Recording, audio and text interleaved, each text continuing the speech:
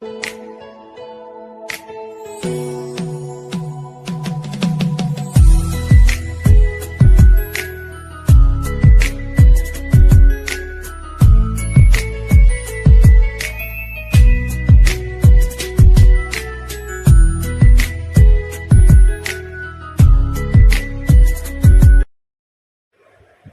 morning सांगमाने मु तो गोटे घर पलि आसी भिड़ पकई पानी डेली घर तो आपण जानते घर को झील मैंने आसले कौन करती कम कौन खाली खाइबे पीबे शोबे आम जो मजा मस्ती करमर आसर घर को भाई भाज पुओ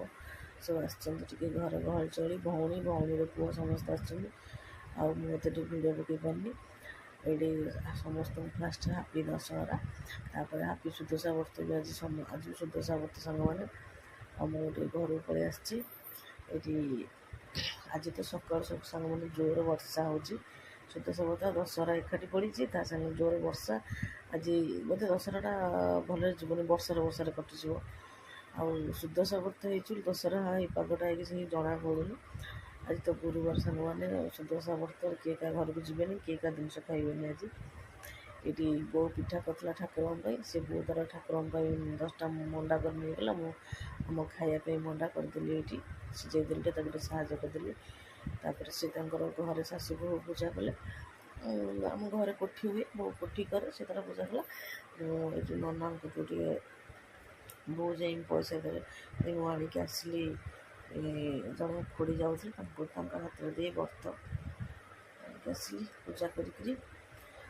बेलपत्र भी से नना देते से पाइली कारण आम घर कोठी बस दीदी बसई मुझे खाली आम घर पलि आसी व्रतटे खाली आनी पूजा कर लगे कथा ये दी भाई खाऊ दी भाई मैंने मो पु मो भाईर पुओ सान भाईर पुओ ये व्रत लगे सारा बो ग्लास टे पूजा ओळिकी जाए ये देखते सब मैंने फास्ट देखिथे आमर खंडा पूजा हो लेखनी भी पूजा हो आम दशहरार सांग मैंने पर्व आम समेत जे जो जाता दशहरा दिन घर को आसू कारण आम दशहरा बड़ पर्व आम समस्त पर्व कि आम टे स्पेशल पर्व से दिन आम खंडा पूजा हुए खंडा ये पूजा हुए बो ये देखो गड़े केमी हलदी ये दे कौड़ी दे आखि पाखि कर ठाकुर लक्ष्मी ठाकुर से तार घर कोठी करे